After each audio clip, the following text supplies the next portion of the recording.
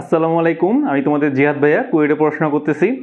জৈব রসায়ন নিয়ে তোমাদের অনেকের মনে অনেক ভীতি আছে। তো তোমরা যারা এইচএসসি পরীক্ষা দিবা তাদের জন্য খুবই শর্টে জৈব যৌগের একটা কনসেপ্ট নিয়ে আসছি, যেখানে আমি বেশ কয়েকটা কনসেপ্ট শিখাবো এবং এই কয়েকটা কনসেপ্ট থেকে তোমরা অবশ্যই এইচএসসিতে যে বোর্ড এক্সাম আছে সেই বোর্ড এক্সামে সৃজনশীল এবং এমসিকিউ দুইটাই কমন পাবা, এটা গ্যারান্টি। তো চলে আসো, কথা না বাড়ি আমরা কাজে চলে যাই। প্রথমকার কনসেপ্টটা যেটা, আর একটা কথা যে এটা আমাদের রিভিশন ক্লাস। সো এখানে জৈব যৌগের A to Z full concept আমরা শেখাবো না। যারা তোমরা জৈব যৌগ মোটামুটি পড়ছো বা জৈব যৌগের মোটামুটি কনসেপ্টগুলো একটু জানো, ঠিক আছে, বেসিক ধারণা আছে জৈব যৌগ সম্বন্ধে একটু হইলেও 9-10 মোটামুটি পড়ে আসছো, তারা এই ক্লাসটা করবা, ঠিক আছে। সো এই ক্লাস করার আগে তোমরা একটু জৈব যৌগের বেসিকগুলো জেনে আসো। ধরো তোমার আমি হঠাৎ করে বললাম অ্যালকাইল মূলক, কারণ অ্যালকাইল মূলক জিনিসটা কি তাই তুমি জানো না, মানে অ্যালকাইল মূলক তোমাকে যদি এই ক্লাসে বুঝাইতে যাই ভিডিও অনেক লেন্দি হবে।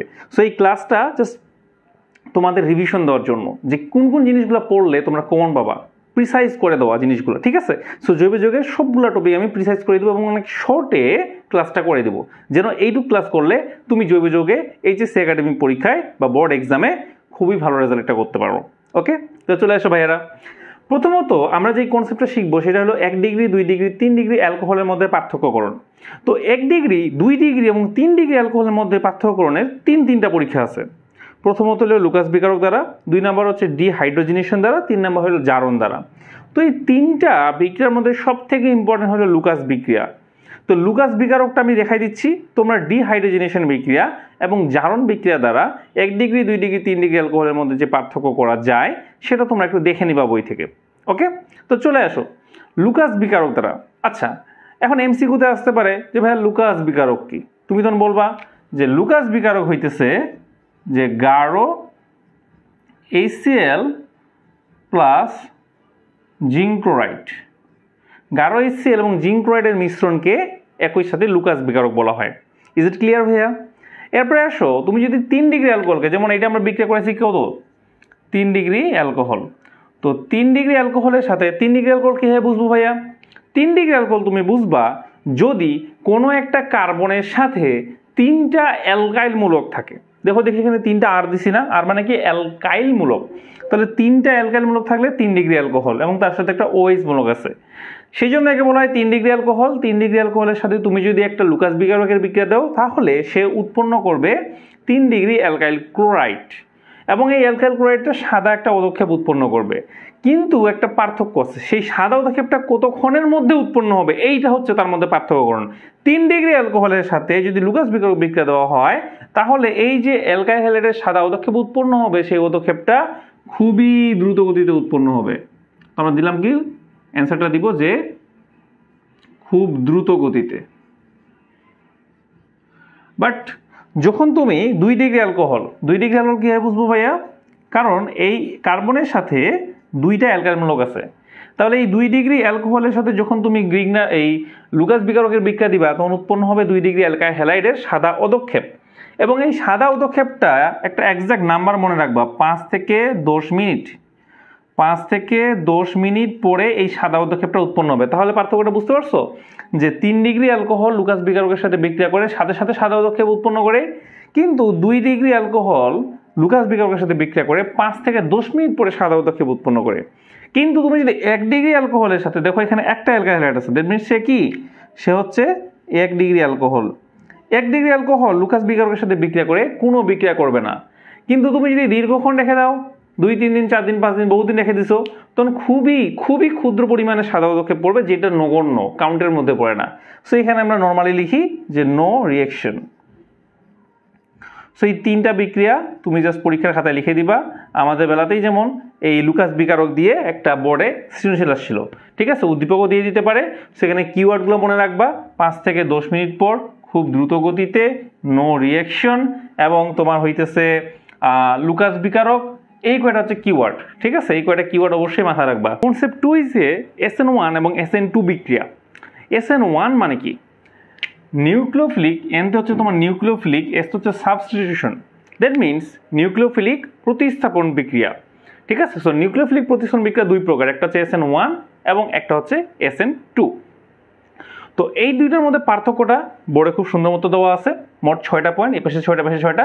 এটা তোমরা একটা স্ক্রিনশট নাও, স্ক্রিনশট নিয়ে তোমরা লিখে ফেলো। এরপরে আসো এটা বুঝাই দিচ্ছি যেমন প্রথম যে পার্থক্যটা সেটা হইল SN1 বিক্রিয়া 2 ধাপে ঘটে, বাট SN2 বিক্রিয়া 1 ধাপে ঘটে।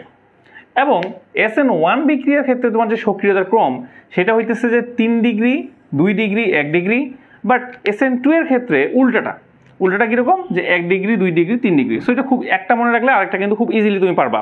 ওকে, তারপরে দেখো যে 3 নাম্বার যে পার্থক্য, যে পোলার দ্রাবকে খুব সহজে ঘটে SN1 বিক্রিয়া, বাট SN2 বিক্রিয়াটা ও পোলার দ্রাবকে সহজে ঘটে।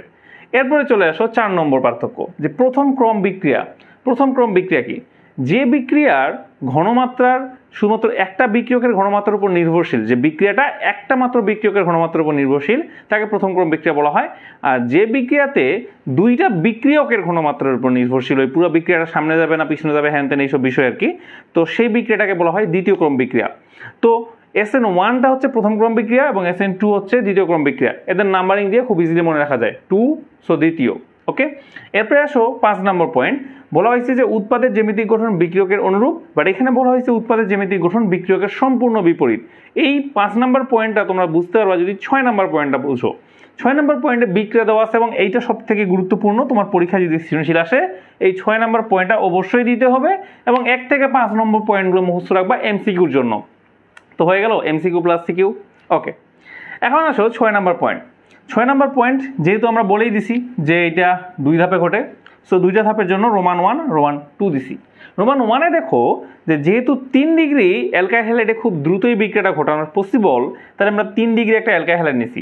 3 ডিগ্রি অ্যালকাইল হ্যালাইড বুঝবো কেমনে, আগেই বলে নিছি, যদি একটা কার্বনের সাথে 3টা অ্যালকাইল মূলক থাকে তাহলে সেটাকে বলা হবে 3 ডিগ্রি অ্যালকাইল হ্যালাইড। তো 3 ডিগ্রি RX বলবো বা 3 ডিগ্রি যে মূলক বলা হবে, যেহেতু এখানে হ্যালাইড মূলক আছে সেহেতু এটাকে আমরা বললাম অ্যালকাইল হ্যালাইড মূলক। সো 3 ডিগ্রি অ্যালকাইল হ্যালাইডে প্রথমে কি করবে, যে এই হ্যালোজেন মূলকটা আস্তে আস্তে সরে যাবে বা এই বিক্রিয়ক থেকে বিচ্ছিন্ন হয়ে যাবে, কিন্তু সেটা কি খুবই ধীর গতিতে। প্রথম ধাপটা খুব ধীর গতিতে হয়। যখনই সম্পূর্ণভাবে হ্যালোজেন মূলকটা বিচ্ছিন্ন হয়ে যাবে পুরো যৌগ থেকে, তখন এই যে কার্বনিয়াম আয়ন বা 3 ডিগ্রি কার্বনিয়াম আয়ন বলা হয় এটাকে, এখানে একটা OH মাইনাস বা নিউক্লিওফাইল আসে আঘাত করবে। OH মাইনাসটা কি একটা ভাইয়া, নিউক্লিওফাইল। ওকে, কারণ আমরা জানি সকল পজিটিভ চার্জ যুক্ত মূলকগুলোকে বলা হয় তোমার ইলেকট্রোফাইল। ইলেকট্রোফাইল কারা, যারা পজিটিভ চার্জ যুক্ত মূলক, আর যারা নেগেটিভ চার্জ যুক্ত মূলক তাদেরকে বলা হয় নিউক্লিওফাইল। তো একটা নিউক্লিওফাইল গিয়ে এখানে তোমার আগে আঘাত করবে, তো আঘাত করে কি উৎপন্ন করলো, এই যে 3 ডিগ্রি অ্যালকোহল উৎপন্ন করলো এবং এটা খুব দ্রুত গতিতে সম্পন্ন হয়।